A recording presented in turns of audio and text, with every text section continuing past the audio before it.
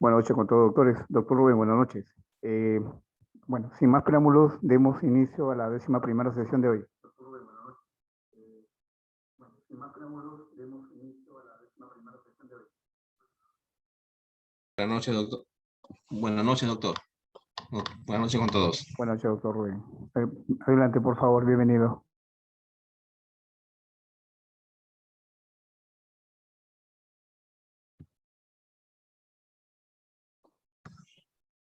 Listo, ya está listo para compartir pantalla, doctor Rubén. Doctores, buenas noches. Vamos a inicio a la 11ª sesión de hoy. Gracias.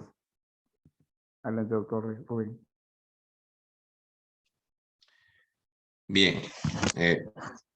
Buenas noches nuevamente con todos los presentes en este diplomado. No sé si me pueden escuchar y si acaso también visualizar las diapositivas que estoy presentando. Se escucha claro y perfecto y se ve la diapositiva, doctor Rubén. Gracias.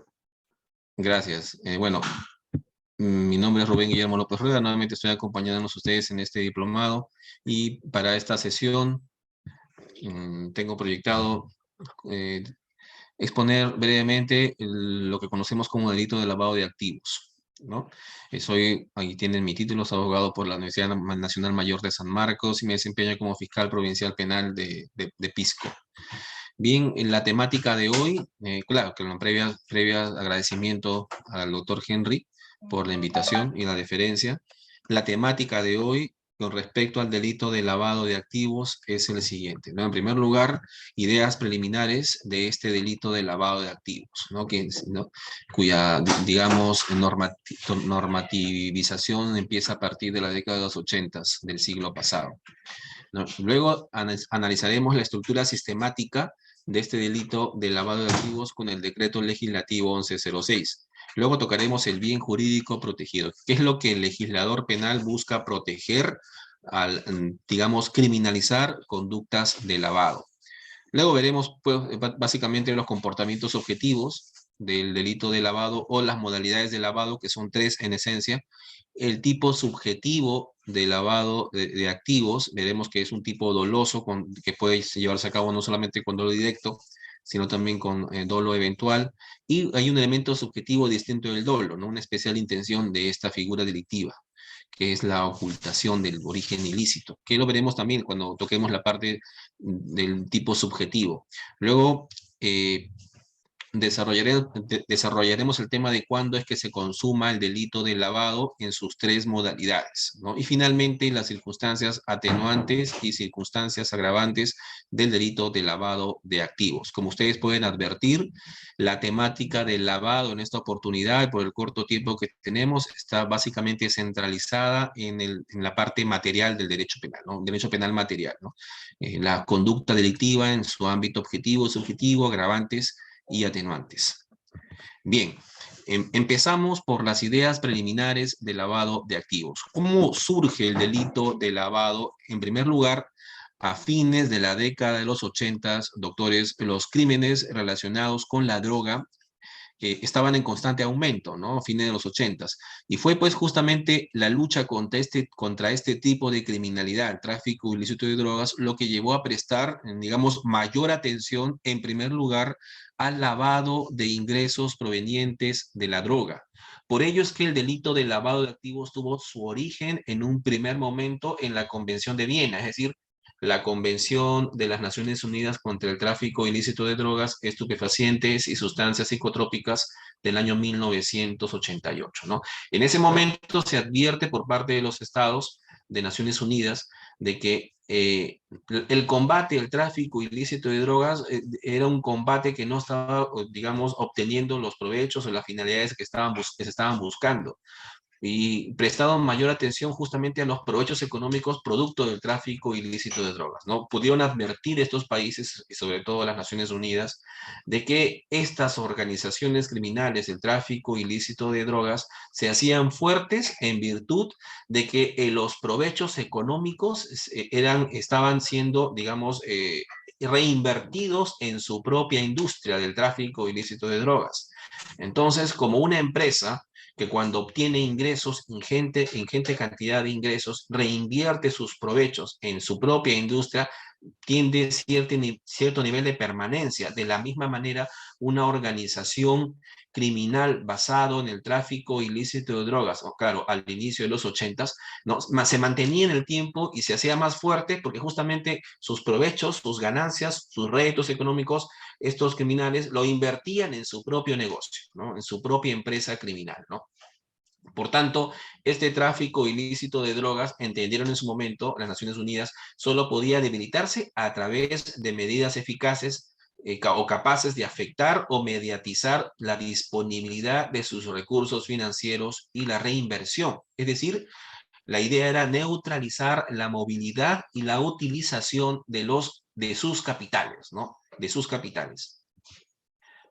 Con posterioridad, doctores, a la Convención de Viena del año 1988 se empiezan a estructurar a nivel normativo distintos tipos de regulaciones contra el lavado de activos. Uno de estos campos normativos es en el ámbito administrativo y que estaría destinado, repito, en el ámbito administrativo a prevenir conductas de lavado de activos. Y el otro, digamos, espectro normativo estaba orientado a tipificar, criminalizar y sancionar punitivamente diversas conductas de lavado, ¿no? Dos ámbitos a partir de la convención o con posterioridad a la Convención de Viena de Autores, un ámbito, repito, preventivo y un ámbito punitivo, ¿no? Y aquí ya vamos entendiendo que el lavado de activos es no un delito, digamos, único, ni un delito autónomo, sino que es un delito proceso, ¿no? El lavado de activos es entendido como un proceso de ocultación de bienes de origen delictivo y con la finalidad, y esto es importante, doctores, puesto que es el elemento subjetivo distinto del dolo y que debe, digamos, acreditarse o debe acreditarse, evidenciarse en una conducta de lavado para poder calificarla como tal, con el fin de dotar a estos bienes de un ilícitos, de una apariencia final, puesto que el delito de lavado es un proceso, apariencia final de legitimidad, ¿no? Y aquí traigo a colación una definición del profesor Prado Saldarriaga, que me parece bastante acertada, de lavado de activos. Él entiende a este delito de lavado de activos como un proceso, en definitiva, ¿verdad? Como un conjunto, dice él, de negocios jurídicos u operaciones comerciales o financieras que procuran la incorporación al circuito económico formal de cada país, ya sea de manera transitoria, ¿no? Digamos, circulación, o de manera permanente, ¿de qué? De recursos, de bienes y servicios que tienen su origen o están conexos a actividades criminales. Ese básicamente es un concepto logrado de lavado de activos como un delito proceso, como un conjunto de negocios u operaciones comerciales y financieras que tienen por finalidad justamente eh, la incorporación al circuito económico formal de bienes de origen ilícito. Ahora, pasemos a tocar ahora la estructura normativa de este delito de lavado de activos, tal cual lo tenemos regulado en el decreto legislativo 1106 del año 2012, ¿no? El lavado de activos ha tenido diversas regulaciones en nuestro país, doctores. Me voy a centrar por cuestiones de tiempo en la normativa vigente, que es el decreto legislativo 1106 del 19 de abril del 2012. Esta normativa en concreto tiene tres grupos de normas.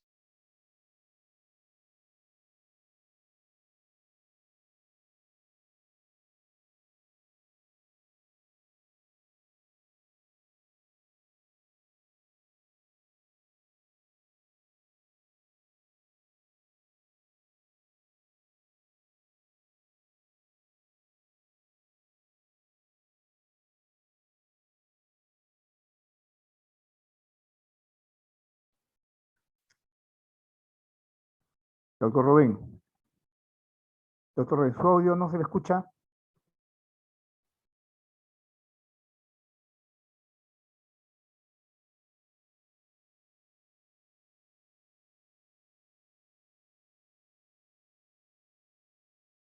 No se le está escuchando, doctor Rubén. ¿Me escuchan ahora? Ahora sí, ahora sí, ahora sí. He Listo, tenido un doctor. pequeño despercance, me van a disculpar. Entonces, Tenga cuidado, doctor. el decreto legislativo 1106 regula estos tipos de normas, ¿no? Normas penales, que es las que nos interesan para esta sesión, normas que tipifican las conductas de lavado, circunstancias agravantes y atenuantes, normas de carácter procesal, que digamos lo veremos si es posible en alguna otra oportunidad, que son las más importantes, creo yo, más relevantes en cuanto al proceso de investigación por lavado, y finalmente las normas de ejecución penal, ¿no? ¿Cómo están distribuidas las normas penales? Bueno, he señalado que los artículos 1, 2 y 3 regulan las conductas actualmente, según el legislador penal, que castigan, que califican como delito de lavado, ¿no? En primer lugar, los actos de conversión y transferencia, como primera etapa de este proceso de lavado, están regulados en el artículo 1. Los actos de ocultamiento y tenencia, como segunda etapa del proceso de lavado, en el artículo 2. Y los actos de transporte y traslado de dinero o títulos valores negociables emitidos al portador, como una conducta, digamos, única, específicamente destinada para el traslado de dinero o títulos valores, en el artículo 3, ¿no? Así como tenemos circunstancias agravantes y atenuantes del lavado en el artículo 4, y dos figuras o delitos conexos al lavado de activos que lo, digamos, desarrollaremos en la siguiente y última sesión, ¿no?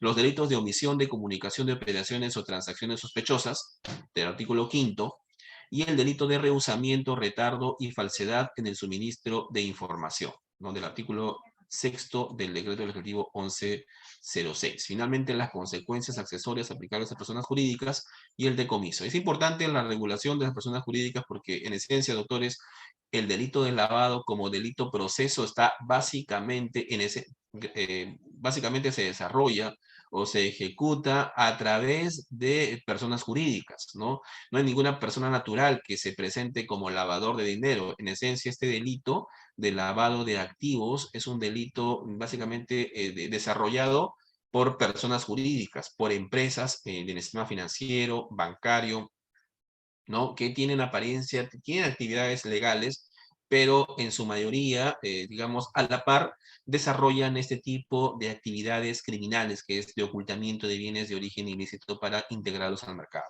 ¿no? Y los actos de decomiso del artículo 9 del decreto legislativo 1106. Son normas en esencia de corte penal material. Luego tenemos las normas procesales, que regulan básicamente reglas de investigación, como por ejemplo, que el Ministerio Público para ese tipo de investigaciones por lavado de activos podrá solicitar al juez levantamiento del secreto bancario, secreto de las comunicaciones, reserva tributaria, reserva bursátil, y que únicamente estos actos de investigación podrán ser utilizados para esta investigación en concreto, ¿no? No para otras. Y también hay una norma específica de corte procesal sobre la autonomía del delito de lavado y la prueba indiciaria, ¿no? Específicamente el artículo 10.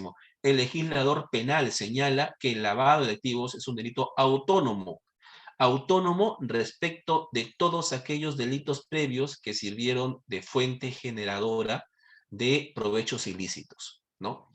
Luego también se regula aquí en la numeración de las actividades criminales previas y otros que puedan generar ganancias ilegales, salvo la receptación. Y finalmente también se regula en el artículo 10 el autolavado, ¿no? El autolavado también es punible, ¿no? Es decir, aquella persona que ejecuta los delitos previos generadores de provecho ilícito, por ejemplo, un traficante de drogas, y también este traficante con el provecho, si participa en alguno de los actos o conductas del proceso de lavado, también podría, digamos, cometer el delito de lavado de activos. Una sola persona autora de un delito previo, generadora de provecho económico ilícito, en este caso el tráfico de drogas, y también autor del delito de lavado de activos, ¿no? Como actos de ocultamiento, ¿no?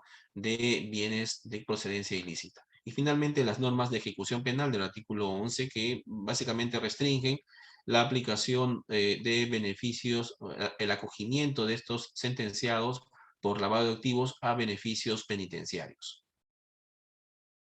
¿no? Bien, entonces pasamos ahora. Bueno, esa es la estructura, doctores, del decreto legislativo 1106, que regula el delito de lavado de activos. Hemos visto que tiene normas de corte penal, corte procesal penal y de ejecución penal, y lo que nos interesa ahora son las normas de corte, digamos, de corte penal, derecho penal material, es decir, qué conductas son consideradas como lavado, así como circunstancias agravantes y atenuantes. Bien, entonces pasamos con la primera, con el tema del bien jurídico protegido, es decir, qué es lo que se busca proteger con el delito de lavado de activos. Y para este tema existen hasta 3 posiciones, ¿no? En un primer momento, se entendía que el bien jurídico protegido por el delito de lavado era el sistema, la actividad socioeconómica, es decir, digamos, la actividad económica de un país, ¿no? La actividad económica de un país, ¿no? El delito vulnera, decía esta primera posición, el orden socioeconómico del país, distorsiona la economía, generando problemas de inflación, devaluación, revaluación, etcétera, ¿no? ¿Cuáles son las críticas en el sentido de que se entienda que lo que se protege con el lavado de activos es la actividad económica de un país? Pues bien,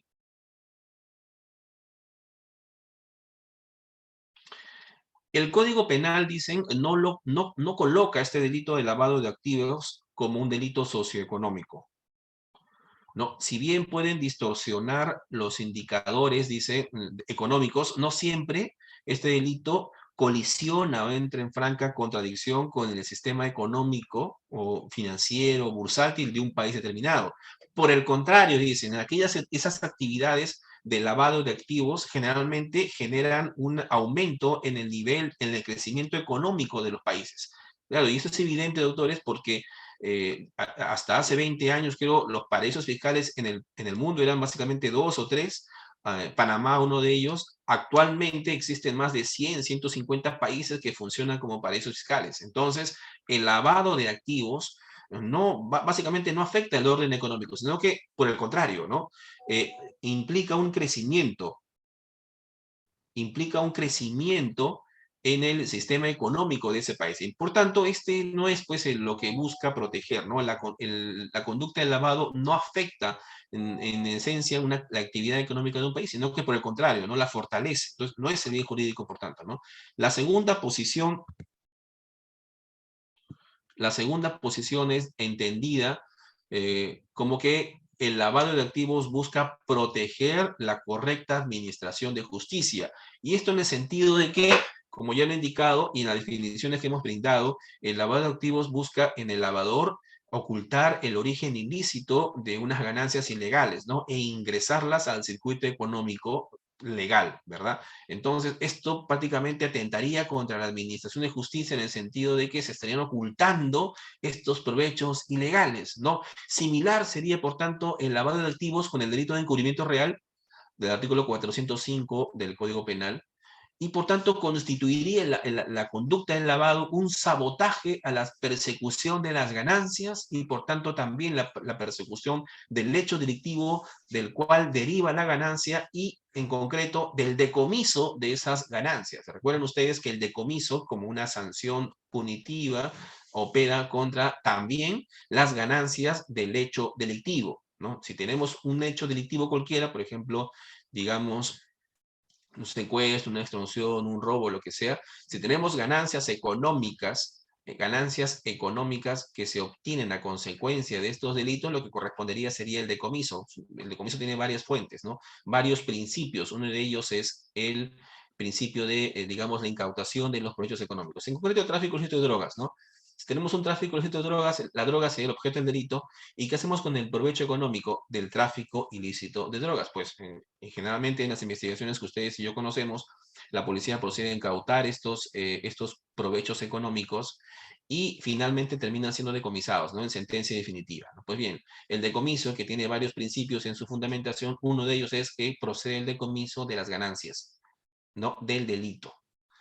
Por tanto, ahí se aplica el decomiso. Pero bien, dice esta posición, la segunda posición, de que el lavado de activos protege la correcta administración de justicia en el entendido de que busca evitar que se encubran u oculten las ganancias ilícitas. Sin embargo, aquí también hay que hacer una aclaración, puesto que el lavado de activos no es lo mismo que el encubrimiento real, doctores.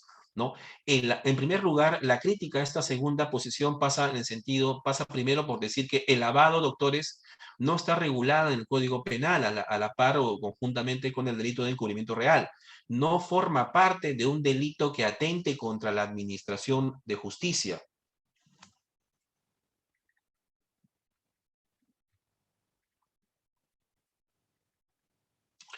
¿No? Históricamente, se critica esta segunda posición que fue incorporado el lavado de activos como un delito autónomo asociado al tráfico ilícito de drogas, ¿no? Y por tanto, no como un delito contra la administración de justicia o que busque proteger a la administración de justicia. Y el lavado no es una modalidad de encubrimiento real.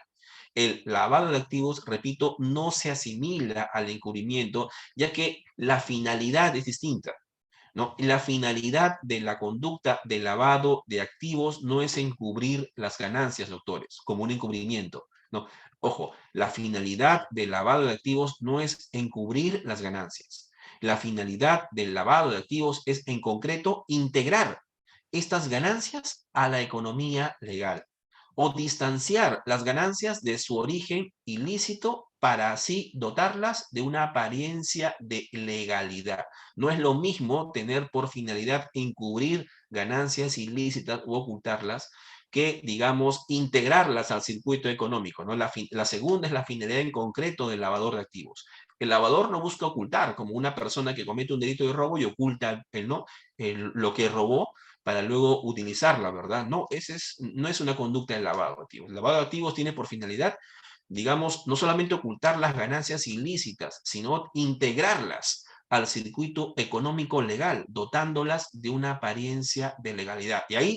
Y con esa diferencia se está distanciando grandemente del delito de encubrimiento real, ¿no? El delito de encubrimiento real solo busca encubrir las ganancias. El lavado de activos busca integrarlas al circuito económico, dotándolas de una apariencia de legalidad. La tercera posición, por tanto, ya hemos visto, no protege pues el delito, el orden socioeconómico de un país, por el contrario, fortalece el sistema económico, tampoco protege la administración de justicia, puesto que en definitiva el lavador no tiene por finalidad ocultar solamente las ganancias ilícitas, sino que tiene por finalidad integrarlas al circuito económico. La tercera posición es que el bien jurídico, o sea, lo que busca proteger el legislador penal, tiene un carácter pluriofensivo. Este bien jurídico protegido en concreto es no solamente entonces el sistema socioeconómico, el correcto funcionamiento del sistema socioeconómico, sino la eficacia de la administración de justicia. O sea, nos quedamos con ambos, ¿no? La tercera posición es una posición mixta, es decir, que el bien jurídico lo forman tanto el correcto funcionamiento del sistema socioeconómico como la eficacia de la administración. El lavado es un proceso delictivo, ¿no? Así lo entiende esta tercera posición, que perjudica varios bienes, la eficacia de la administración, la transparencia del sistema financiero, legitimidad de la actividad económica, el régimen contralor aduanero, ¿no? Hay ingresos y salidas de bienes de origen ilícito, está perjudicando definitivamente el régimen contralor aduanero, de control aduanero, cuya afectación o puesta en peligro sucesiva o paralela se va generando y haciendo preeminente en cada etapa o estación del proceso de lavado, ¿no? Por esto que, según esta tercera posición, este bien jurídico es pluriofensivo e incluye ambos conceptos que estamos viendo acá. Bien, ahora pasamos a la tipicidad objetiva. ¿Cuáles son las conductas? ¿No? ¿Cuáles son las conductas que califican como lavado de activos? Y como hemos dicho, el delito de lavado es un delito proceso, al igual que el delito de trata, ¿no? El delito de trata en alguna oportunidad lo tocamos en este ambiente, en esta plataforma, es también un delito proceso porque abarca no solamente varios verbos rectores, ¿no? Un delito no es un delito proceso porque abarque varios o tenga o contenga varios verbos rectores, sino que por el contrario, esos verbos rectores forman parte de un proceso, de un circuito delictivo, de un proceso o circuito delictivo, al igual que la trata de personas. El lavado de activos también es un delito proceso, ¿no? Un delito que tiene diversas etapas y que le estamos viendo en este momento, ¿no?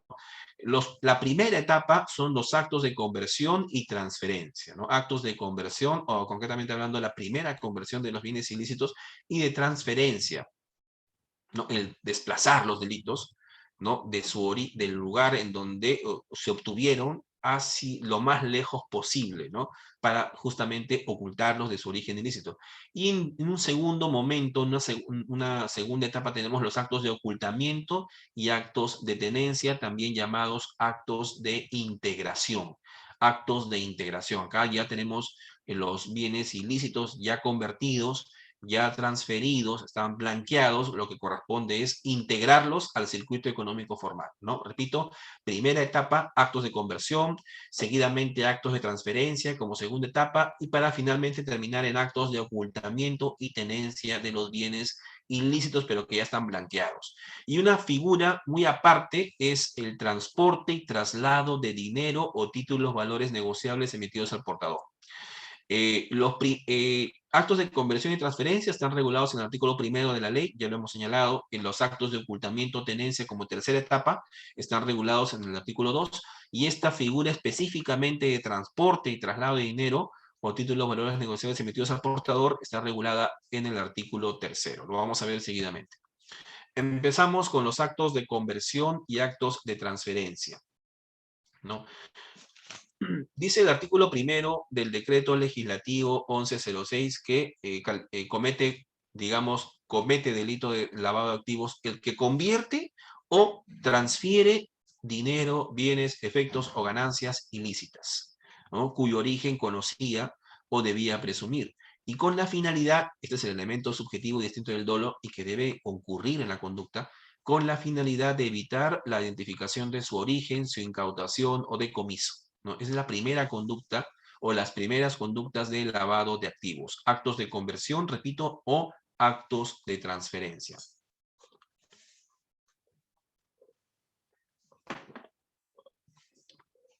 Por tanto, el legislador aquí incorpora, dos conductas punibles que pueden ser ejecutadas por cualquier persona, ¿no? Primero, un acto de conversión y en segundo momento, actos de transferencia, que representan, doctores, y grábense esto, que el delito de lavado es un delito proceso, las dos primeras etapas convencionales, no lo digo yo, ¿no? Sino lo dicen los convenios internacionales que regulan y reprimen el lavado de activos. Estos actos de conversión y luego actos de transferencia representan las dos primeras etapas convencionales, o sea, aceptadas a nivel internacional, del lavado de activos. Actos de conversión o colocación o actos de transferencia o intercalación respectivamente, ¿no? Por tanto, cuando el legislador dice actos de conversión, se refiere al proceso de colocación de bienes de origen ilícito, y cuando se habla de actos de transferencia, a actos de intercalación de los bienes de origen ilícito. Esto lo vamos a ver, en qué consiste cada una de estas etapas, ¿no? Lo vamos a ver seguidamente. Pero aquí ya hay que señalar que no cabe una interpretación literal, doctores. No cabe una interpretación literal de los verbos rectores. Los verbos rectores no se pueden definir utilizando el RAE digamos, transcribiendo qué se entiende o qué entiende el RAE por convertir o qué entiende el RAE por transferir, ¿no? El concepto de los verbos convertir y transferir tienen que ser, digamos, unos conceptos de orden teleológico. La interpretación, por tanto, de los verbos rectores a la que me refiero no es una interpretación, digamos, coloquial, no netamente literal. La interpretación que debemos extraer de lo que se entiende por convertir o transferir es una interpretación convencional, no teleológica y funcional, pues aluden a momentos iniciales del proceso de lavado. O sea, esta definición está en función de que el lavado es un proceso y por tanto la palabra convertir y transferir tiene que estar asociada al lavado como proceso. Por tanto, convertir es un acto de colocación, transferir es un acto de intercalación. Así hay que entenderlo. Las conductas del lavado, que son, por ejemplo, conversión, transferencia, tenencia, ocultamiento, no han sido, pues, descritas de modo coloquial o según el lenguaje ordinario, sino que desde la Convención de Viena del año 1988 y luego de extensas discusiones, se presentan estos verbos rectores como etapas, distintas etapas del lavado y de acuerdo a la dinámica de su realización. Por ende, antes de subsumir la conducta en algún verbo rector, ¿no? Antes de subsumir una conducta en algún verbo rector, hay que ubicar en qué etapa del proceso de lavado nos encontramos, ¿no? Antes, digamos, de equiparar, antes de equiparar una conducta como conducta de conversión, o esto es tenencia, no, esta conducta es de ocultamiento, esta es de transferencia. Antes de ubicarlas en esos verbos rectores, lo que deberíamos hacer es ubicar en qué proceso o etapa de lavado nos encontramos. Y hablamos ya no de conversión, sino actos de colocación, o etapa de intercalación o estratificación, o la etapa de integración. Así hay que ubicarnos en etapas. ¿No? Una vez que nos ubiquemos en la etapa de la cual, en donde estamos evaluando una conducta determinada, podremos identificar, ¿no? Básicamente en qué consiste la conducta delictiva. La primera etapa del proceso de lavados es la etapa de colocación. Es decir, debemos entender por colocación la primera transformación del objeto ilícito, ¿no? Por ejemplo, ahí cuando yo compro fichas en las actividades de casino, por ejemplo, las actividades del casino o cuando la compra de divisas, ¿no? Con el dinero del tráfico ilícito de drogas, por ejemplo, yo puedo comprar divisas, ¿no? En moneda extranjera, ¿no? Ahí estoy convirtiendo, es la primera transformación del bien de origen ilícito. Es la primera etapa, por tanto, del proceso de lavado. Actos de colocación, entendida como primera transformación del objeto. De ahí siguen la segunda etapa, la etapa de intercalación o etapa de estratificación. ¿En qué consiste la etapa de intercalación o estratificación? ¿No? Repito, en términos convencionales, son los actos posteriores de transferencia, es decir, alejar estos bienes transformados lo más que se pueda de su origen ilícito. Y esto se logra a través, digamos, por lo general, de compras y ventas, sucesivas compras y sucesivas ventas del bien, o digamos por intrincadas operaciones financieras y bancarias, ¿no? Desplazamiento del dinero de cuentas a otras, ¿no? Esto hace, este proceso de intercalación o estratificación, digamos, busca alejar, ¿no? Alejarlos completamente, digo, estos bienes de su origen ilícito. Y la tercera etapa del proceso de lavado finalmente es la integración, ¿no? Una vez que este dinero se ha convertido o colocado, es decir, la primera transformación, una vez que se ha alejado completamente de su origen ilícito a través, por ejemplo, de actividades financieras y bancarias, ¿no? Operaciones financieras y bancarias, lo que tenemos es ya un dinero lavado que se integra, ahí finalmente se integra al circuito económico, ¿no? Que es, por tanto, la integración, es la incorporación de los bienes ya lavados al circuito económico, ¿no? Ahí tienen ustedes las tres etapas del proceso de lavado de activos, ¿no? Ambos actos, los actos de conversión y transferencia, pueden ser realizados por el mismo agente, ¿no? O por agentes distintos en momentos sucesivos, ¿no? Será suficiente, por ejemplo, que el agente realice cuando menos uno de los comportamientos señalados, aunque es frecuente que quien, digamos, participa en la primera transformación de los bienes, esto es, la conversión o colocación, también busque transferir, ¿no? Participe en los actos de, digamos, intercalación o estratificación, en concreto actos de transferencia, es decir, utilizando el sistema bancario, sucesivas transferencias bancarias de unas cuentas a otras, ¿verdad? Entonces, aquí, si tenemos a una persona, por ejemplo, que participe en actos de conversión y actos también de transferencia, o en concreto, que participe en la primera etapa de colocación y en la segunda etapa de intercalación o estratificación, tendremos un concurso de delitos. Esta persona habrá cometido lavado en sus dos conductas, tanto conversión como transferencia, y habrá concurso real de delitos. Por tanto, sumatoria de penas. Sumatoria de penas. Es posible también el autolavado. El decreto legislativo 1106, ya lo hemos señalado, aparece en unas diapositivas anteriores, también dice el legislador, podrá ser considerado autor del delito y por tanto sujeto de investigación y juzgamiento por lavado quien ejecutó o participó en actividades criminales generadoras de dinero, bienes, efectos o ganancias ilícitas, ¿no? Fíjense ustedes, si tenemos a una persona que comete el tráfico ilícito de drogas, por ejemplo, ¿no? Digamos como delito previo, delito generador de riqueza, ingente cantidad de riqueza ilícita, y no solamente esto, sino que esta persona también, digamos, se dedique a alguna de las conductas de conversión o transferencia de estos dineros ilícitos, por tanto, actos de lavado, ¿no? no solamente cometerá tráfico ilícito de drogas, sino también actos de conversión y transferencia, ¿no? Y ahí tendríamos un concurso de delitos entre tráfico ilícito de drogas, actos de lavado conversión y actos de lavado transferencia, por tanto sumatoria de penas, ¿no? Así debería operar, ¿no? Así es cómo se califican las conductas digamos, previas y de lavado de activos. Actos de conversión.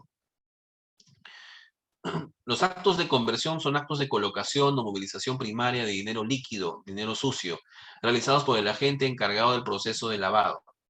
Es la etapa introductoria o prelavado que persiguen liberarse de las especies embarazosas. Por ejemplo, una maleta con $1.000.000 en billetes de $20 llama bastante la atención. Digamos que tenemos una persona, que está, un traficante de drogas que obtiene pues dinero, del tráfico, digamos, venta de droga en billetes de $20 o billetes de $1. O digamos en billetes de 10 soles o 5 soles, o en monedas de $1, por ejemplo, ¿no? Tenemos 1.000.000 de soles en monedas de $1, ¿no? Esta cantidad de dinero puede llamar la atención, digamos, de la autoridad, ¿no? Y lo que se busca es transformar estas, convertirlas. La primera transformación o conversión son actos de conversión, ¿no? No califican, por tanto, como actos de conversión el transporte o desplazamiento de dinero dentro o fuera del territorio nacional, puesto que esta figura ya está contemplada como un delito específico de lavado en el artículo 3º del decreto legislativo 1106. ¿Recuerdan ustedes cuando inicialmente vimos que este delito de lavado tenía 3 conductas en concreto? El artículo 1 y el artículo 2 regulan los 3 procesos de lavado. Y el artículo 3º regula una conducta específica de lavado. ¿Cuál es? El transporte o desplazamiento de dinero o títulos, valores emitidos al portador dentro o fuera del territorio nacional. Eso está regulado en el artículo 3º, ¿no? ¿Qué se entiende por actos de conversión? Repito, el agente convierte el dinero sucio en otro dinero distinto. Estamos en la primera etapa del proceso de lavado, ¿no? Por ejemplo, la utilización de pitufos, ¿no?, de personas para eludir controles preventivos es una forma de convertir, ¿no? O la utilización de casinos, del servicio de casinos, o sea, el cambio del dinero sucio por fichas en estos casinos, cambio de moneda circulante, o sea, compra de divisas. Esas son las primeras transformaciones del dinero sucio, ¿no? Por ejemplo, utilizando personas que declaren montos ínfimos de dinero en controles aduaneros a partir de esa declaración de estos pitufos, digamos, de una cantidad enorme de personas que declaren, por ejemplo, montos inferiores a los $5.000, $6.000 o $10.000, por ejemplo, dólares, en controles preventivos aduaneros. Ese control prácticamente estaría sirviendo como una conversión del dinero ilícito, ¿verdad? Como una conversión del dinero. Ahí es un primer acto de conversión, ¿no? Utilizando pitufos en controles preventivos, ¿no? También utilizando casinos y tragamonedas, el cambio de dinero por fichas, o el cambio o compra de divisas. Son, en esencia, actos de primera transformación o actos de conversión. ¿Ya? Pasamos ahora, los actos de conversión recaen directamente sobre el objeto material, es importante. ¿Qué se diferencia un acto de conversión de un acto de transferencia, digamos, ¿no? Ustedes pueden preguntar, pero un acto de conversión parece similar a un acto de estratificación, un acto de transferencia, ¿no? No, los actos de conversión en esencia recaen directamente sobre el objeto material, el dinero ilícito obtenido del delito previo. En cambio, los actos de transferencia recaen sobre el bien convertido, ¿no? Acá pongo, por ejemplo, que los actos de conversión recaen directamente sobre el objeto material. Una vez realizado, el bien convertido ha de tener como base el origen, un bien originario ilícito, ¿no?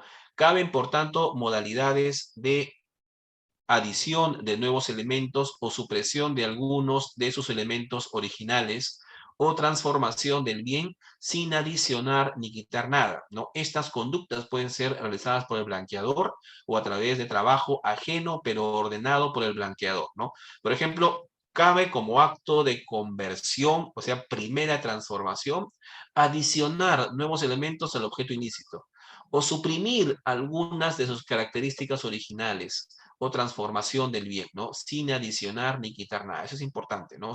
Califican como actos de conversión. Ahora, una vez convertidas los bienes de origen ilícito, estamos, por ejemplo, compra de divisas, tengo dinero en dólares, compro soles, o tengo ingente cantidad de monedas de un sol, producto justamente de la venta de droga al menudeo, lo que hago es para ocultar, para, digamos, ingresar estos bienes, estos dineros al circuito económico legal, lo que hago es acto de conversión. Primera transformación, compra de divisas, ¿no? Por ejemplo, con estos soles compro billetes de dólar, ¿no? Los convierto, primera conversión. Seguidamente quedan los actos de transferencia.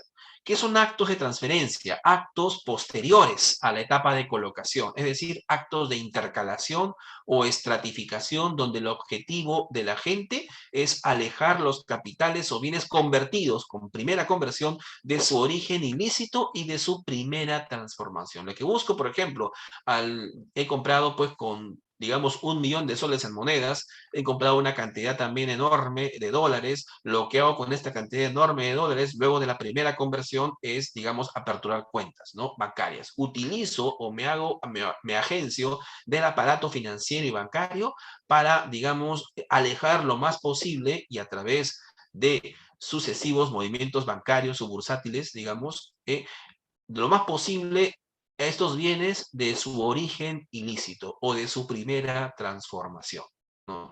Esos son en esencia actos de transferencia, generalmente transferencias bancarias nacionales, en esencia transferencias bancarias incluso internacionales, pues puesto que el lavado de activos como delito proceso, no crean ustedes, no hay que ser ilusos, no se lleva a cabo únicamente en el Perú. El 99.9% de los actos de lavado pueden iniciar en el Perú, como que también el Perú puede ser un circuito de transferencia de estos bienes ilícitos, ¿no? Para hacer recaer, en todo caso, en otros países, ¿no? Definitivamente una conducta de lavado no va a llevarse a cabo, no hay que ser ingenuos enteramente en el Estado peruano, ¿no? El Estado peruano incluso puede servir como una vía, ¿no? Como un tránsito de estos bienes de origen ilícito, ¿no? Por tanto, repito, estos actos de transferencia forman parte de la etapa de estratificación, ¿no? Lo que se trata aquí es de ocultar el rastro que une los fondos con la actividad ilícita a través de complicadas transacciones electrónicas entre entidades financieras y bancarias, ya sean nacionales o internacionales, las cuales se disfrazan para unirse con los billones de dólares de transacciones legítimas. Claro, utilizo los bancos, utilizo las entidades bancarias formales para, digamos, alejar lo más posible a través de estas transacciones bancarias este dinero de su origen ilícito. Por ejemplo, si, digamos, el delito previo generador de riqueza se dio en el Perú, por ejemplo, el tráfico ilícito de drogas, y digamos que la primera transformación, acto de colocación o acto de conversión se da también en el Perú, por ejemplo, mediante la compra de divisas, que es un mecanismo muy usual, ¿no? Yo compro con 2 monedas de sol, compro dólares y esta conducta se da en el Perú. Lo que sigue son actos de estratificación, que generalmente ese dinero, esos dólares van a salir del Perú, definitivamente a través de, digamos, transacciones bancarias, ¿no? Yo puedo utilizar los bancos nacionales para inmediatamente aperturar cuentas, realizar transacciones electrónicas a cuentas del extranjero y así sucesivamente hasta alejar lo más posible ese dinero del origen delictivo, es decir, del Perú, ¿verdad? De su origen ilícito. ¿Cuáles son las modalidades de estratificación más comunes? Los autopréstamos, doble facturación también, o comprando costosos valores, vehículos, aviones a nombres de terceras personas, para no vincular a la gente con los fondos o casinos. Una vez que el dinero ilícito se convierte en fichas, es decir, una vez, por ejemplo, de que se da la primera transformación o la conversión, ¿no? Los fondos aparecen como ganancias del juego. O sea, los fondos, ¿no? Aparecen como ganancias del juego que se pueden cambiar por cheques contra el banco del casino. Ahí ya va un acto de estratificación, ¿verdad? Una vez que he convertido dinero por fichas de casino, lo que sigue es que los fondos que yo gane del casino aparecen como ganancias del juego. Por tanto, a ganancias de un acto lícito, porque juegos y casinos está regulado en el Perú, está permitido. Por tanto, esas ganancias forman parte de las ganancias del juego que puedo cambiar por cheques de un banco del casino, ¿no? Y por tanto, ahí estoy entrando ya a la etapa de estratificación, ¿no? No se trata solo de transferencias bancarias, sino también de toda actividad de transformación sucesiva y continua de bienes, como permutas, reventas, con alcance nacional o incluso internacional, ¿no? Como sucede en la mayor cantidad de veces. Bueno, si tenemos en primer lugar el acto de conversión o colocación como primera transformación, por ejemplo, en el caso del tráfico ilícito de drogas con la compra de divisas o con la utilización de casinos, ¿no? Cambio de dinero por fichas, y seguidamente hemos visto los actos de estratificación o transferencia a través del sistema financiero, operaciones, transacciones financieras, para alejar lo más posible, ¿no?, de su origen ilícito este dinero o bienes. Entonces, la tercera etapa son los actos de ocultamiento o tenencia. Actos de ocultamiento y tenencia del artículo 2 del Decreto Legislativo 1106. Artículo 2 del Decreto Legislativo 1106. ¿No? ¿Qué dice este artículo 2? El que adquiere, utiliza, posea, guarde, administre, custodia, reciba, oculte o mantenga en su poder, dice, dinero, bienes, efectos o ganancias cuyo origen ilícito conoce o debía presumir, será reprimido con pena privativa de libertad de 8 a 15 años y con 120 a 350 días multa e inhabilitación, ¿no? Estos son los actos en concreto de ocultamiento y tenencia que regula el legislador en el artículo 1106, es decir, la tercera y última etapa del proceso de lavado de activos.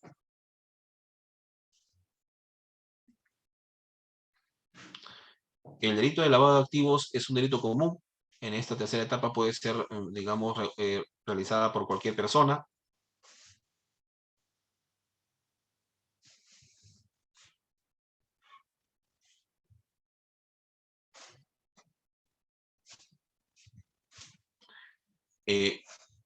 Incluyendo incluso el autor o partícipe del delito precedente, es decir, puede haber un autolavado, lo regula el artículo 10 del Decreto Legislativo 06.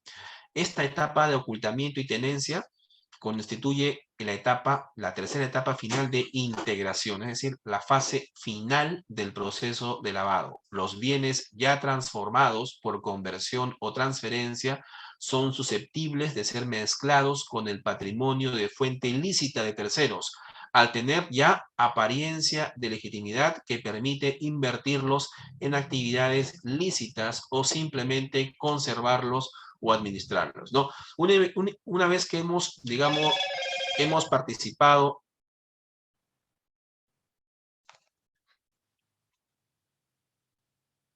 en la primera transformación o actos de colocación y tenemos el bien en su primera transformación, y una vez que hemos, digamos, utilizado el sistema bancario mediante transacciones financieras y bancarias para,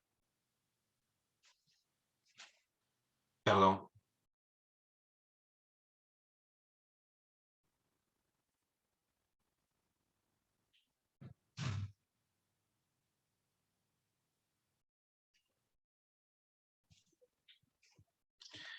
ya, perdón, una vez que hemos participado en actos de colocación y luego seguidamente actos de transferencia, lo que tenemos ya son bienes inmaculados, ¿no? Bienes blanqueados. Y lo que corresponde es la tercera etapa, integrar estos bienes blanqueados en el circuito económico o en todo caso conservarlos, ¿no? Conservar estos bienes o administrarlos, ¿no? Esta es la tercera etapa del proceso de lavado de activos. Los actos de ocultamiento y tenencia, por tanto, están descritos a través de un amplio número de acciones, ¿no? ¿Cómo se pueden, digamos, integrar al circuito económico estos dineros ya, digamos, lavados, ¿no? Mediante actos de adquisición, de utilización, de posesión, guardar, incluso administrar estos bienes que ya están lavados, o custodiarlos, o recibir, ocultar o mantener en su poder estos dineros, ¿no? Por ejemplo, nada impide que el mismo agente, por ejemplo, en esta tercera etapa, realice más de una de estas acciones, aunque la experiencia criminalística enseña que en esta etapa se da la intervención sucesiva e independiente de varias personas, ¿no? Adquirir es un acto de compra u obtención de bienes ya lavados o con el empleo de capitales también lavados, es decir, que ya cuentan con la apariencia de legitimidad que corresponde a la etapa de integración, ¿no? Por ejemplo, adquirir son las adquisiciones que se hacen con el producto original del delito precedente o con sus ganancias aún en proceso de transformación, esto es, como actos propios de colocación o intercalación serán subsumibles en el artículo primero. Ojo, estas adquisiciones se dan con dinero que ya ha pasado la etapa de colocación y la etapa de transformación. Si yo estoy comprando bienes, ojo, si yo compro bienes directamente con el provecho del tráfico y el uso de drogas, lo que estoy haciendo son actos de conversión. Es decir, estoy en la primera etapa del lavado. Fíjense ustedes esto, ¿no? Si yo tengo, por ejemplo, a consecuencia de la microcomercialización de drogas o venta al menudeo de drogas en mi casa. Yo tengo, por ejemplo, en un mes obtengo 10.000 soles. Por ejemplo, ¿no? 10.000 soles en un mes. Con esos 10.000 soles, digamos, compro un vehículo, ¿no? Compro un vehículo. Ya, esa adquisición no califica, como acto de ocultamiento o tenencia, puesto que el acto de ocultamiento y tenencia tiene que ser ya con el dinero que ha pasado ya por la etapa de colocación y por la etapa de estratificación, es decir, por la primera conversión y por la transferencia, ¿no? Y por tanto, esa adquisición, si yo con el dinero ilícito directamente derivado del delito me estoy comprando una casa o adquiero bienes, esos son actos de conversión o actos de colocación del primer artículo del decreto legislativo 1106 y no actos de adquisición propiamente dicho del artículo 2. Hay que tener en cuenta esto, ¿no? Adquisición es con dinero ya lavado, ya blanqueado. Utilizar todo uso directo o indirecto de bienes lavados, ¿no? El agente usufructúa el bien cuyo dominio pertenece a otro. El lavador o tercera persona por orden de aquel utiliza dicho bien. ¿No? Es decir, utilizar es justamente de respecto de los bienes lavados, ¿no? También puedo guardar bienes lavados. ¿Cómo es guardar? ¿Qué se entiende por guardar? Brindar protección física a los activos legitimados, blanqueados. Son actos de tenencia, mas no de ocultamiento, puesto que la gente puede guardar dichos bienes sin necesidad de ocultarlos. Administrar.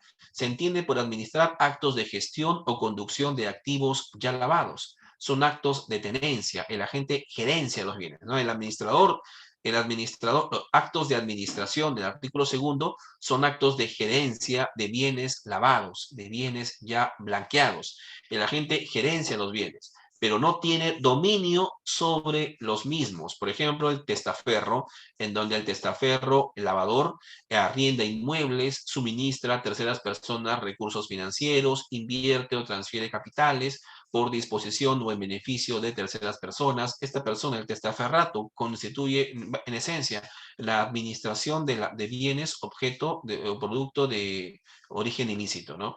Custodiar también como verbo rector de esta tercera etapa tenemos la palabra custodiar. ¿Qué es custodiar? Actos de vigilancia sobre los bienes que sí pueden estar ocultos, ¿no? El lavador no ejerce sobre ellos dominio ni posesión.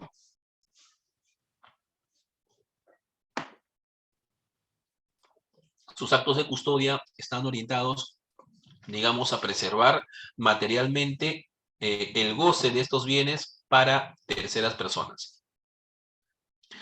Recibir. El agente recibe activos, digamos, lavados y los incorpora en su tenencia física. La razón de la entrega puede ser, digamos, variada. Puede ser por actos de cesión de dominio, disfrute gratuito, como la donación o préstamos de uso o, digamos, un arriendo, ¿no? La recepción puede conllevar una tenencia transitoria o permanente de los bienes.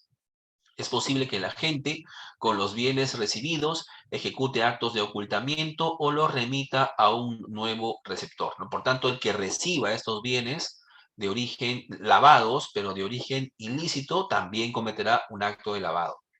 Quien oculte, ¿no? También puede participar en el lavado la persona que oculte estos bienes lavados. Todo acto, ¿qué entiende por ocultar? Se entiende como todo acto que suponga esconder físicamente los bienes lavados, dificultando su hallazgo o identificación.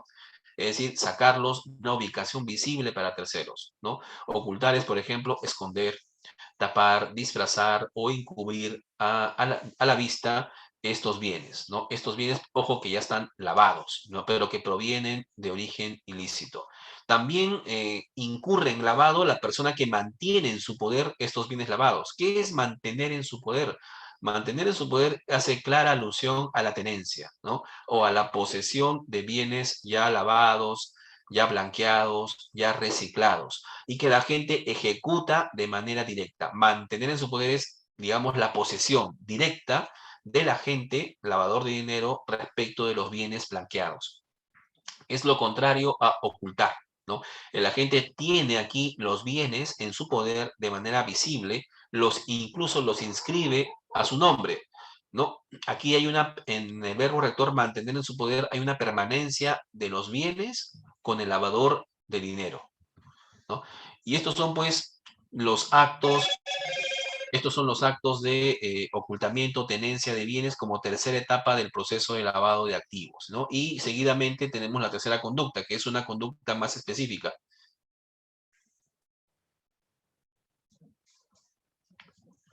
El que transporta o traslada consigo o por cualquier medio dentro del territorio nacional, digamos el artículo tercero, el que transporta o traslada consigo o por cualquier medio, perdón, lo que pasa es que me encuentro de turno, me van a disculpar.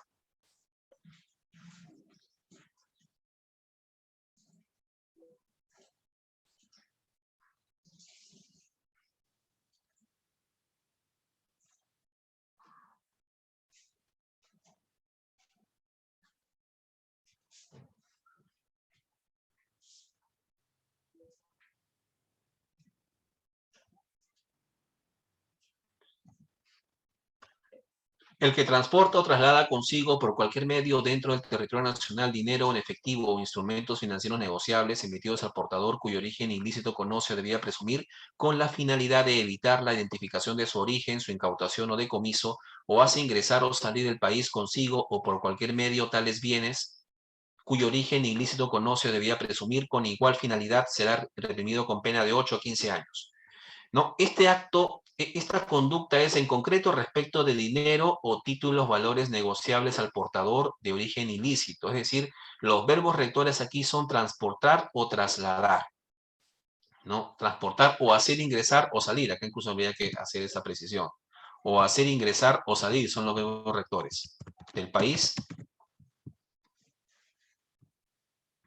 consigo o por cualquier medio tales bienes cuyo origen ilícito conoce o debía presumir, o sea, dolo directo o dolo eventual. La pena será de 8 a 15 años. Y esta es la manifestación más habitual, ¿no? Inicial y básica del delito de lavado de activos, utilizando pitufos, es decir, personas en pequeñas cantidades, ¿no? Que con pequeñas cantidades de dinero eludiendo controles preventivos. Acá tenemos un contrabando de dinero ilícito muy utilizado para ocultar ganancias ilícitas y evitar su decomiso. Método muy común, sin sofisticación y con pocos riesgos. Por el gran tránsito de personas, es imposible examinar todos los cargamentos, limitándose el control solo a una pequeña parte. Por ejemplo, las alcancías humanas. Personas que llevan en sus estómagos cápsulas en cuyo interior habían dólares. Eso es básicamente bastante común en este tipo de actividades, ¿no? De transporte, traslado de dinero o títulos, valores emitidos al portador. O las momias, ¿no? El portador lleva adherido a su cuerpo el dinero o doble fondo, ¿no? El dinero está escondido en un compartimento acondicionado en el equipaje del lavador, ¿no? Es común, por ejemplo, que las personas que digamos, van a trasladarse de un país a otro, estén llevando en su cargamento, en su equipaje, un doble fondo donde encuentren dinero. Por ello, el control, registro y develamiento del tránsito personal internacional de divisas fue una de las primeras estrategias y medidas para prevenir e interdictar el desplazamiento surrepticio de dinero en efectivo o de títulos valores al portador de un país a otro. Es obligación el dar, por tanto, a conocer en todo paso fronterizo las cantidades de dinero o títulos valores negociables al portador que se porta cuando excedan a los $10,000. Por ley 28.306, esto lo indica la ley, la no acreditación del origen lícito del dinero o instrumentos financieros negociables emitidos al portador En el plazo de 72 horas de retenidos por la autoridad, se considerará indicio de lavado de activos. La unidad de inteligencia financiera informará al Ministerio Público para que se proceda conforme a sus atribuciones, ¿no? Es lo que dice la ley 28.306, ¿no? Aquí hay, en este artículo, en el artículo tercero, tenemos, por tanto, tres conductas, ¿no? Transportar, o trasladar, o hacer salir, o hacer ingresar, ¿no? ¿Qué se entiende por transportar o trasladar? Es el desplazamiento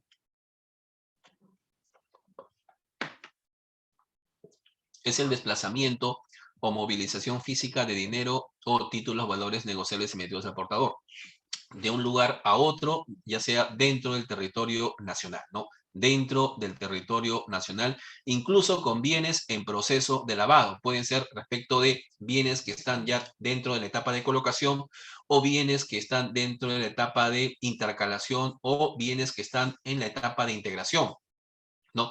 No es relevante la distancia recorrida en el territorio nacional, ni el tipo de medio de locomoción, pero sí debe ser exclusivamente dinero, es decir, moneda nacional o extranjera, o título valor negociable emitido al portador, ¿no? Por tanto, estos actos de transporte o traslado de dinero, ojo, dentro del territorio nacional, puede incluso llevarse a cabo dentro de la etapa de colocación, o bien en una etapa de intercalación, o en una etapa de ya final de integración. ¿Qué es hacer ingresar y hacer salir? Evidentemente, hacer ingresar es un acto de importación, ¿no? Ingreso al territorio nacional de estos activos ilícitos, de estos dineros o títulos valores emitidos al portador de origen ilícito. Puede materializarse por vías formales o por actos de ocultamiento, o en un acto de control aduanero, ¿no? O prácticas subrepticias de contrabando, ¿no? Y hacer salir es todo lo contrario, no es un acto de extracción, ya sea formal o ilegal, de dinero o títulos valores del territorio nacional, ¿no? El hacer salir se entiende que el destino final de los activos es el extranjero, aunque es irrelevante para los efectos de la tipicidad, ¿no? Puede irse a cualquier otro país, lo cierto es que el hacer salir ya califica como delito de lavado de activos. Las modalidades de hacer ingresar o hacer salir son las más usuales por dos motivos. Puesto que, por ejemplo, en la frontera con Uruguay, Argentina y Paraguay, con el aumento de la carga debido al Mercosur, se hace imposible el control de los que cruzan fronteras, ¿no? Por ejemplo, y por la gran extensión territorial de las fronteras sin control aduanero, por ejemplo, aeropuertos clandestinos. Pueden haber personas que, digamos, estén haciendo ingresar o salir estos bienes mediante pasos ilegales en frontera. Los carteles mexicanos, por ejemplo, y hablando de esta tercera conducta, los carteles mexicanos utilizan diversos métodos para ingresar dinero de Estados Unidos hacia México, ¿no? A través de un proceso interno, eh, por ejemplo, utilizando jefes financieros, jefes operativos, coordinadores de transporte, jefes de célula, o a través de procesos externos. O sea, los carteles, digamos, se organizan a través de un proceso en el interior de esos carteles para, digamos, cometer lavado de activos en la modalidad de transporte o traslado, o hacer ingresar o hacer salir dineros ilícitos. Por ejemplo, utilizando jefes financieros ubicados en cada país, en Estados Unidos, por ejemplo, o en todo caso en México, jefes operativos, coordinadores de transporte del dinero, ¿no? Desde Estados Unidos hasta México, los jefes de célula, que estos son jefes de casa de cada uno de los locales donde se va extrayendo el dinero que luego se va, digamos, acumulando para su traslado, o si los carteles mexicanos quieren obviar estos procedimientos internos, lo que hacen es contratar a un agente financiero de lavado de activos, ¿no? Contratan a un lavador de activos, que generalmente es una empresa dedicada justamente a esta actividad, para, digamos, lograr el transporte del dinero de un lugar a otro, ¿no? Entre 19 y 29 millones de dólares anuales se calcula ingresan a México a través de los Estados Unidos, que son dineros producto del tráfico ilícito de drogas, en su mayoría, ¿no? 19 a 29 millones de dólares anuales ingresan a México, producto justamente, son dineros ilícitos, ¿no? Producto de este delito de tráfico ilícito de drogas. Ambas modalidades de hacer ingresar y hacer salir requieren que las operaciones se practiquen del modo más fragmentado posible, ¿no? Perdón, Ambas modalidades de proceso interno y de proceso externo me refiero, ¿no? Requiere que se practiquen del modo más fragmentado posible aplicando un sistema de seguridad basado en el compartimentaje. ¿Qué significa que se utilice el compartimentaje? Es decir, limitando al máximo la circulación de información y de las relaciones directas, ¿no? Por ejemplo, digamos que los coordinadores de transporte ni se conozcan entre ellos, ¿no? Digamos que los jefes de célula ni conozcan quiénes son los demás jefes de célula, no sabe quiénes son los jefes financieros, ni los jefes operativos. Prácticamente hay una falta de información de estos integrantes que participan en los actos de lavado respecto de las demás personas que también participan en los actos de lavado y que también forman parte del engranaje, pero cuyo desconocimiento e ignorancia es esencial justamente para esta actividad, ¿no? ¿No? Lo que se busca es el anonimato, el compartimentaje, ¿no? Aquella persona que participa en estos procesos de lavado generalmente no sabe de dónde viene el dinero ni a dónde va a ir. Lo único que sabe es la labor que debe cumplir, ¿verdad? Y eso justamente facilita el lavado, facilita el ocultamiento, ¿no? El ocultar el origen ilícito de estos provechos económicos ilícitos, ¿no? ¿Cuáles son los problemas entre, digamos, esta conducta de transporte, traslado, ingreso y salida de dinero dentro o fuera del territorio nacional con el derecho administrativo sancionador? Y es que el ingreso, egreso y tránsito de dinero o instrumentos financieros negociables al portador no declarados, es decir, más de $10,000 o declarados, ¿no? Pero que excedan el límite de circulación, esto es, que excedan los $30,000 y su tránsito en territorio nacional constituyen infracción administrativa, ¿no? Estas conductas en esencia constituyen infracción administrativa. Entonces, si es infracción administrativa, ¿cómo lo diferenciamos de una conducta de lavado de activos del artículo 3º del decreto legislativo 1106? Bueno, cuando estas conductas, acá hay una propuesta para diferenciar estas conductas de lavado, cuando estas conductas se realicen bajo la modalidad bajo modalidades fraudulentas, por ejemplo, con documentación falsa, por ejemplo, con doble compartimentaje, por ejemplo, con la utilización de momias, o por ejemplo, con la utilización de alcancías humanas e ingesta de dinero, ¿no? En pequeñas cantidades, entonces serán consideradas a nuestro entender como ahí actos de lavado de activos y no como básicamente, digamos, infracción administrativa, sino como actos en concreto de lavados por la modalidad fraudulenta que se está utilizando para el traslado, transporte de dinero o títulos, valores ilícitos. En cambio, aquellas modalidades que impliquen desconocimiento de formas o procedimientos regulados será considerado como infracción administrativa, ¿no? Sin perjuicio de que si no acredita esta persona el origen ilícito en un plazo perentorio de 72 horas, como lo señala la ley, la UIF deberá informar esto al Ministerio Público para que el Ministerio Público en definitiva se pronuncie, ¿no? Por lo general, el Ministerio Público para estos casos archivará el caso porque se entiende que el lavado es una conducta más compleja, ¿no? Que implica, por ejemplo, naturalezas fraudulentas como la que estoy señalando, ¿no? Documentación falsa, doble compartimentaje, momias, alcancías humanas, pero cuando son simplemente modalidades que impliquen, digamos, desconocimiento en las personas del procedimiento de declaración de estos dineros que están ingresando o saliendo del país, entonces ahí podrá, y no se acredita el origen ilícito dentro del plazo de 72 horas, la UIF lo que hace es comunicar al Ministerio Público para que el Ministerio Público, digamos, se pronuncie al respecto, ¿no? Podrá iniciar una investigación y definitivamente archivar el caso si no encuentra evidencias, o de plano podrá archivar el caso si considera que aquí no hay, pues, ninguna evidencia de conducta fraudulenta o ninguna evidencia de, digamos, lavado, ¿no? Ahí podemos, por tanto, diferenciar una conducta de inconducta administrativa con un delito de transporte o traslado o hacer ingresar o salir dinero o, digamos, títulos valores provenientes o de origen ilícito. Ahora, ¿cuál es el objeto del lavado ya para culminar, ¿no? ¿Cuál es el objeto del delito de lavado de activos? El dinero, bienes, objetos o ganancias, ¿no? Dinero, bienes, efectos o ganancias. Deben tener connotación patrimonial y económica. La ley alude primero al dinero en efectivo, luego a los bienes que se han podido adquirir con aquel dinero para luego las ganancias como rédito o interés de inversiones o depósito, ¿no? El legislador pretende cubrir las múltiples variaciones que pueda tener el objeto del delito a lo largo del ciclo de lavado.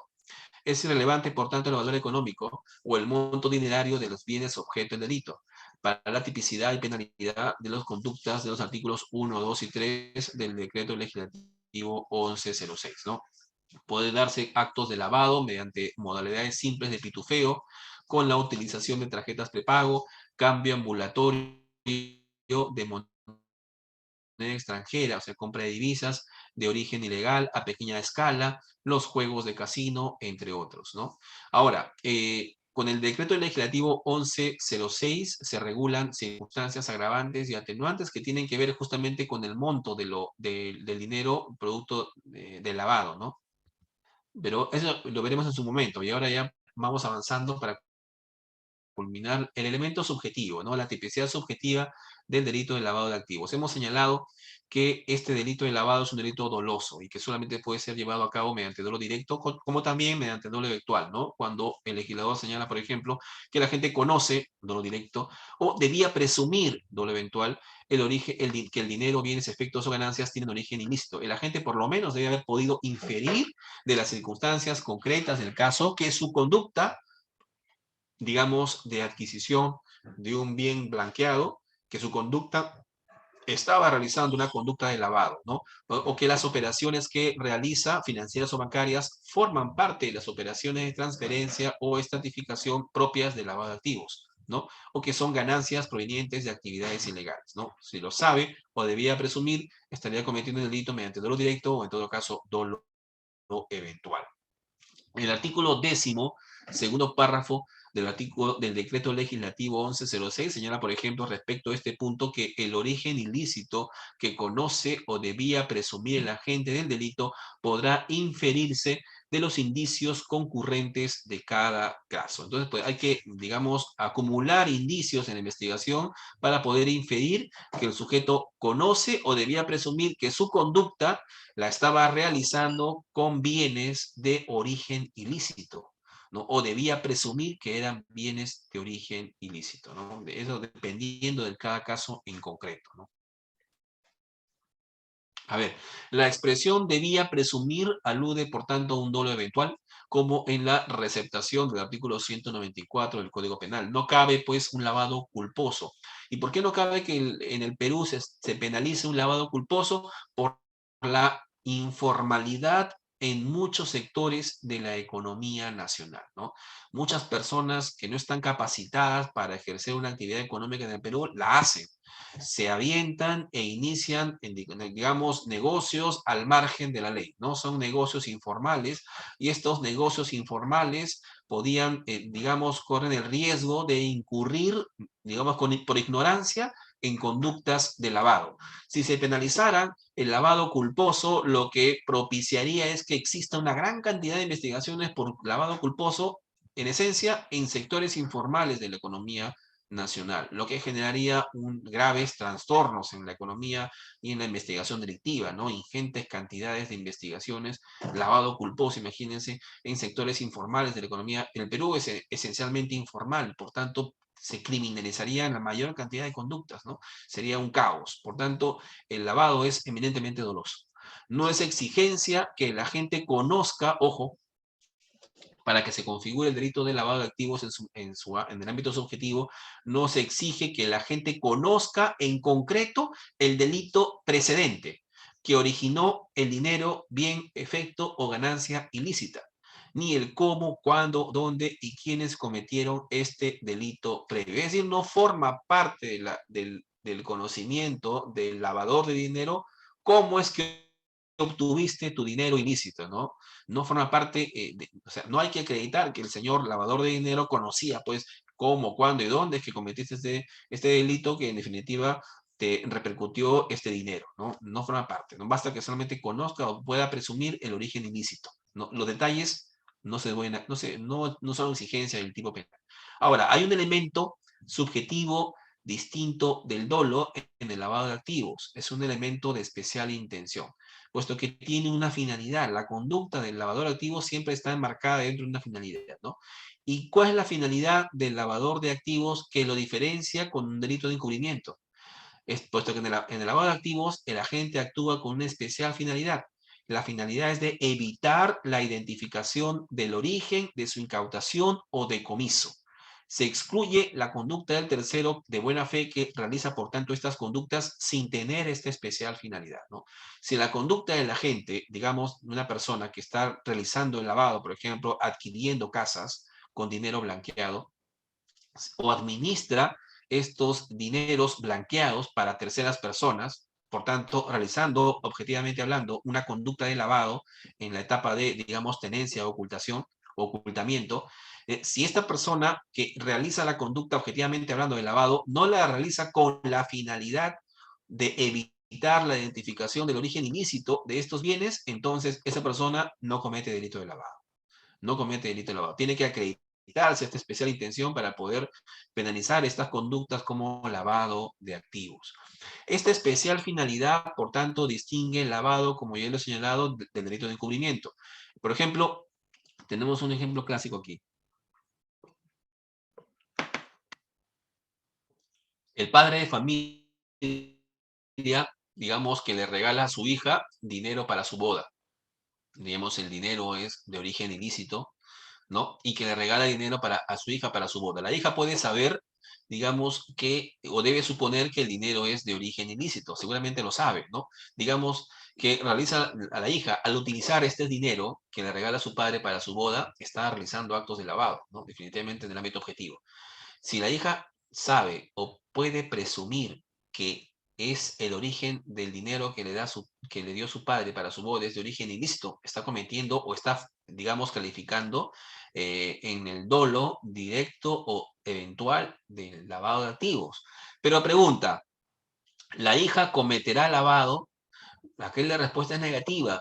¿Por qué la hija con el dinero, con la utilización del dinero, no tiene la especial intención de evitar la identificación de su origen? No tendría la especial intención de evitar, lo que tiene es la intención de utilizarlo. Si su padre le ha dado $10,000, ella simplemente lo está utilizando, ¿no? Lo utiliza comprando ella misma, digamos, contrata a una empresa o para la recepción de la boda o compra la torta, etcétera, ¿no? Además, aquí la verdadera preocupación, ojo, la verdadera preocupación para quienes acumulan dinero ilícito no es gastarlo, como ocurre con la hija, ¿no? Sino conservarlo sin despertar sospechas, ¿no? En este ejemplo, digamos, bastante especial, ¿no? No digamos que calce totalmente con la realidad, pero por ahí podemos distinguir en que lo esencial es acreditar también, no solamente el elemento objetivo de la conducta de lavado o cualquiera de las conductas de lavado que hemos visto, y no solamente elementos subjetivos, dolo directo, dolo eventual, es decir, que sabía o podía presumir que el dinero que está recibiendo, con el que está trabajando es ilícito, sino también que su conducta esté destinada o tenga esta especial finalidad de ocultar el origen ilícito de este dinero. Si no tiene esta especial intención, no cometerá delito de lavado de activos, ¿no? Ahora, se requiere, y esta es una especial intención pero distinta a la que estamos mencionando, se requiere que el lavador de dinero actúe con ánimo de lucro. No, no es necesario que el lavador actúe con un ánimo de lucro, al menos no es exigencia del tipo penal de lavado de activos. Aunque podría concurrir, definitivamente, ¿no? Cuando el lavado lo realizan empresas criminales dedicadas al lavado, que dicho sea de paso, constituye un agravante del lavado de activos, ahí podríamos señalar que esta empresa criminal, como toda empresa que tiene un ánimo de lucro y por tanto el lavador de dineros no solamente actúa con un ánimo de ocultar el origen ilícito, sino también con un ánimo especial de lucro, ¿no? Sin embargo, no es exigencia del tipo penal el acreditar el ánimo de lucro en el agente lavador de dinero, ¿no?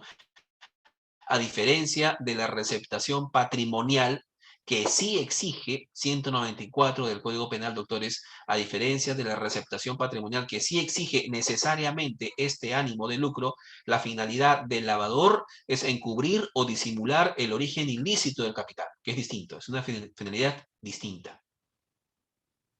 Por ejemplo, ¿y qué sucede con los negocios estándares o negocios neutrales? Los negocios estándar o neutrales constituirían lavado de activos, por ejemplo, negocios estándar o neutrales son servicios regulares que se ofrecen abiertamente a todas las personas, por ejemplo, las empleadas del hogar, los vendedores de diarios, pan, gasolina, servicios profesionales de abogados, médicos, notarios, arquitectos, contadores, que brindan servicios profesionales a cambio de una retribución económica que ellos saben o podrían presumir de origen ilícito. Estas conductas de estos negocios estándar, porque por ahí de repente algún abogado realizará alguna de las conductas, ¿no? Pues recibir, adquirir, algo por ahí podrían realizar los abogados, los médicos, notarios respecto a estos bienes de origen ilícito, ¿no? La pregunta es, ¿estos negocios estándar o neutrales constituirán conductas de lavado de activos?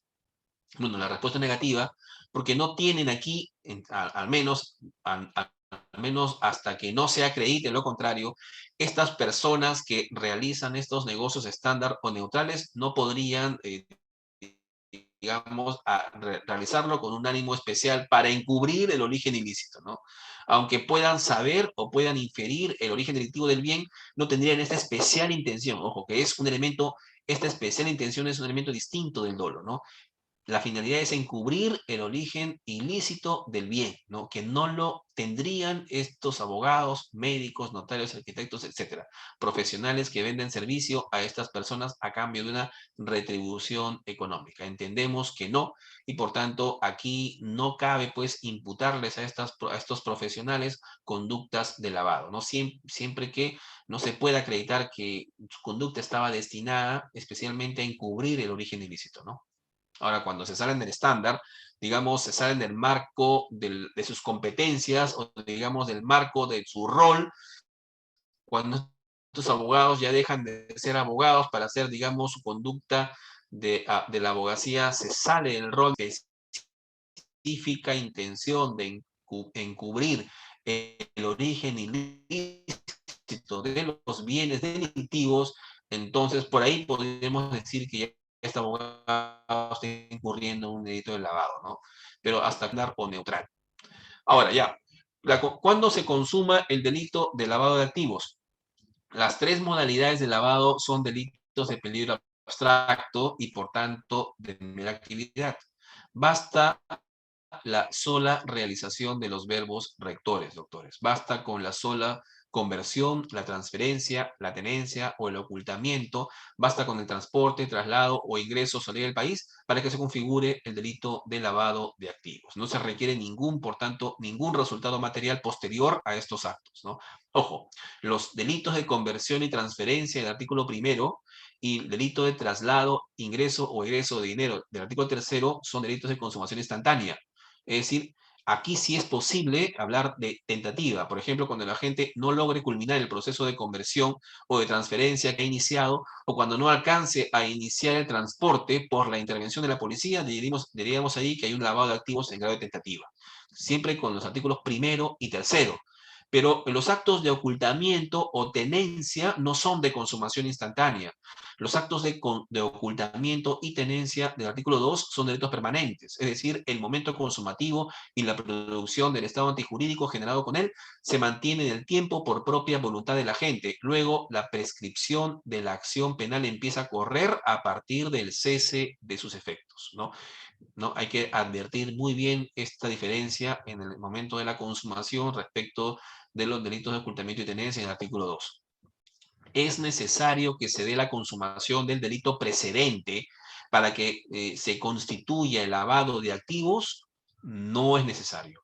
El delito precedente solo cumple el rol de un delito hallazgo que pone al descubierto operaciones de lavado. Por ejemplo, un ejemplo bastante peculiar, ¿no? Pero que dio a entender de que no es necesario que el delito precedente llegue a la consumación. Por ejemplo, tenemos el caso de la venta ilegal de armas.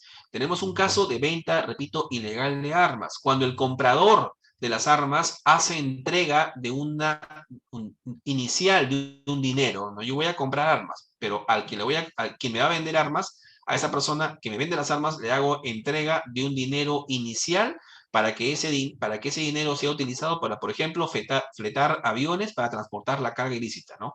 Digamos que ahí la compraventa de armas todavía no se habría llevado a cabo, no se habría consumado. Y sin embargo, sí tendríamos un delito tendríamos un delito de lavado de activos, puesto que con el dinero entregado por el comprador como un adelanto, el vendedor ilegal de armas o el futuro vendedor estaría adquiriendo, fletando aviones para transportar la droga. Entonces, está realizando actos de lavado, ¿verdad?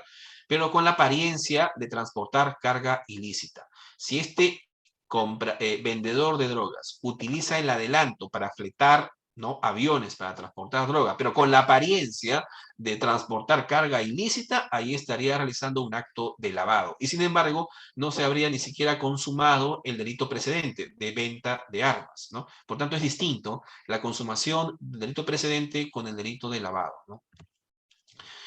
Finalmente, circunstancias agravantes y atenuantes específicas del delito de lavado de activos. Tenemos 4 circunstancias agravantes para el lavado y están en función de la condición personal del agente.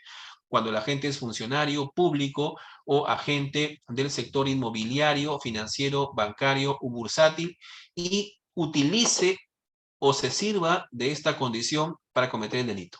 ¿No? Aquí es importante señalar que no basta que la gente sea, digamos, funcionario público, no basta que la gente sea agente de estos 4 sectores, sino que tiene que cometer el delito con prevalimiento de esa función o de esa condición de funcionario público, ¿no? Si no comete el delito de lavado con prevalimiento de este cargo o de esta función, entonces no califica el agravante. Es importante eso. Ahora, también es un agravante cuando el lavador de dinero forma parte de una organización criminal, es decir, cuando comete el delito de lavado como integrante de una organización criminal. Y aquí es importante 2 cosas, ¿no? En primer lugar, la organización criminal tiene que estar destinada a lavar dinero, ¿no? Y el agente debe realizar la conducta del lavado como un designio, como una orden, como una directiva de la propia organización criminal a la que pertenece. Sin embargo, si tenemos a un lavador de dinero que realiza una conducta de lavado, pero sin que haya sido ordenada, sin que haya sido, digamos, al amparo de su propia organización criminal, sino como un acto individual propio de él, entonces no calificará el agravante. El Ministerio Público tendrá que acreditar que esta conducta de lavado por parte, digamos, de esta persona en concreto ha sido una conducta ejecutada como integrante y no de manera o a título individual, ¿no? Solo cuando se acredite que ha sido como integrante de una organización criminal dedicada al tráfico, al lavado de activos, entonces se podrá calificar la agravante, ¿no? La tercera agravante es por la magnitud de las operaciones de lavado, ¿no? Cuando el valor del dinero, bienes, efectos o ganancias involucradas en la operación u operaciones de lavado que se están investigando sean superiores al equivalente a 500 unidades impositivas tributarias, esto es 2.200.000 soles. Si esto es así, si el dinero lavado o involucrado en el lavado tiene este monto, entonces estaremos hablando de una conducta de lavado agravada, ¿no? Se requiere, por tanto, aquí una pericia valorativa que acredite esta circunstancia agravante. Y finalmente, por la calidad del delito precedente del cual provienen los objetos, que son materia de lavado, ¿no? Si los dineros ilícitos provienen de la minería ilegal, del tráfico ilícito de drogas, del terrorismo, del secuestro, de la extorsión o de la trata de personas, ¿no? Esta conducta de lavado será agravada. Es la agravante del segundo nivel, ¿no? Que genera un mayor reproche penal que las 3 agravantes anteriores. Se justifica por la gravedad del delito precedente. Por ejemplo, el tráfico ilícito de drogas genera mayor volumen de ingresos. El resto de delitos son referentes de la inseguridad ciudadana que sensibiliza a nuestra sociedad por constituir formas inhumanas de explotación, ¿no? El tráfico de drogas es un delito grave, por tanto, se justifica que esté aquí. Y las demás, el terrorismo, secuestro, extorsión, por la alarma social que están causando, ¿no? Y por tanto, por la alarma social se justifica, pues, esta mayor pena para el lavado de activos cuando estos activos provienen de estas conductas delictivas, ¿no? Se requiere necesariamente aquí la concurrencia del dolo directo. La gente sabe que los activos provienen de estos delitos de tráfico, de minería ilegal, secuestro, extorsión, etcétera, ¿no? Finalmente, circunstancias atenuantes. Dos atenuantes que regula el decreto legislativo 1106, cuando el valor del dinero, efecto, ganancia involucrada en el lavado no sea superior a 22.000 soles, ¿no? Y a quien proporcione, y colaboración eficaz. Y también es una atenuante a quien proporcione a la autoridad información para para evitar la consumación del delito de lavado, para identificar y capturar a sus autores o partícipes o detectar o incautar los activos objetos del lavado, ¿no? Básicamente son dos atenuantes, ¿no? Por la cantidad del dinero lavado, que puede ser inferior hasta 22.000 soles, o por los actos de colaboración eficaz, ¿no? No cualquier colaboración, sino eficaz en esta persona para identificar a los autores y las etapas o distintas etapas de lavado de activos, ¿no? Y con eso, doctores, he culminado en esta oportunidad y agradezco la invitación del doctor Henry para esta sesión y también le agradezco la participación de ustedes, ¿no? Quedo a las preguntas que tengan a bien hacerme. Muchas gracias.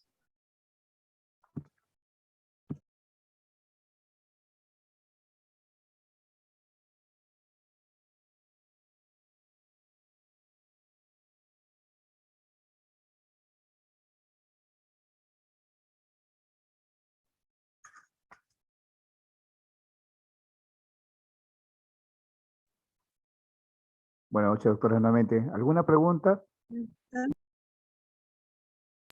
Sí, doctores, si tienen alguna pregunta al doctor, por favor, hacerlas llegar en este momento.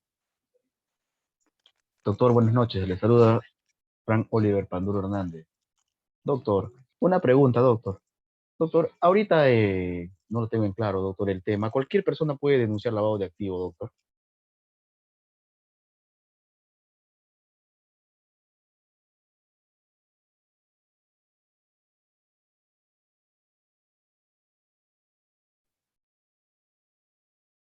Un momentito, esperemos, doctor Rubén. Un momentito, doctor Fran, gracias.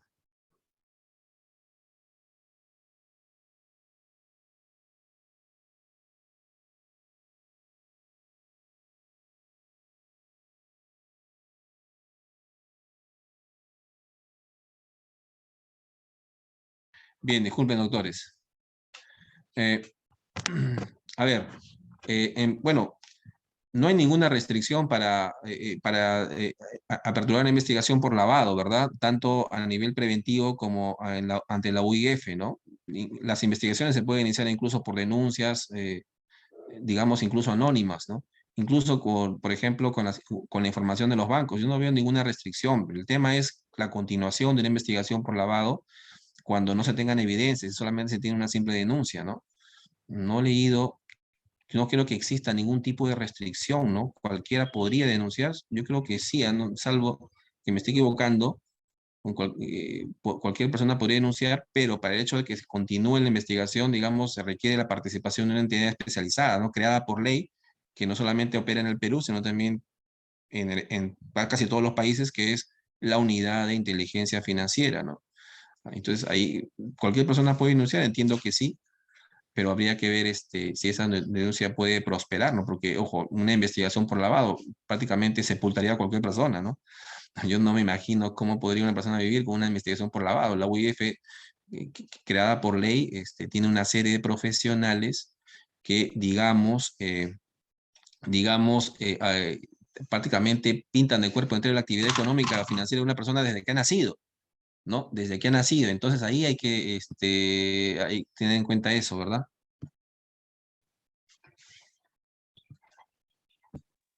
Gracias, doctor. Ya. Doctor, otra cosa, doctor. Doctor, antes el delito de lavado de activos era un delito residual, no, doctor. Si no te encontraban por un delito, recién te empezaban a investigar por lavado. Toda esa figura ha cambiado, creo ahora, doctor, por la nueva ley. Por supuesto, porque estamos viendo de que hay el autolavado. O sea, si desde el momento en que el legislador penal está criminalizando el autolavado en el artículo 10 de la ley, lo que está haciendo simplemente es, independientemente de que te criminalicen o te lleguen a sancionar o no por el delito previo, si tú has cometido un delito o cualquiera de las conductas del artículo 1, 2 y 3, del decreto legislativo 1106, entonces también te vamos a criminalizar por lavado, ¿no? E incluso la pena podría ser incluso cadena perpetua, ¿no? Y bastante fuerte la pena, puesto que estamos hablando de diversos verbos rectores que forman parte de un proceso de lavado, y si una persona participa en estos, en algunos o todos los verbos rectores que forman parte del proceso de lavado, su conducta se agrava en cuanto a la pena, ¿no? Va a haber sumatoria de penas y por tanto por sumatoria de delitos, ¿no? De verbos rectores. Entonces ahí es bastante, hay que tener en cuenta eso, ¿no? O sea, que una persona no solamente puede cometer un lavado, sino que puede cometer varias conductas de lavado, atendiendo a la cantidad de verbos rectores que su conducta está realizando dentro del proceso de lavado, ¿no?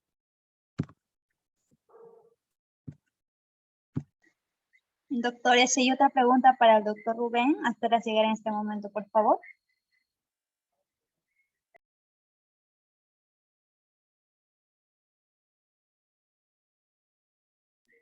Doctor, creo que quedó muy claro la exposición y se absorbieron las preguntas y los doctores estamos satisfechos, ¿no? Por esa exposición.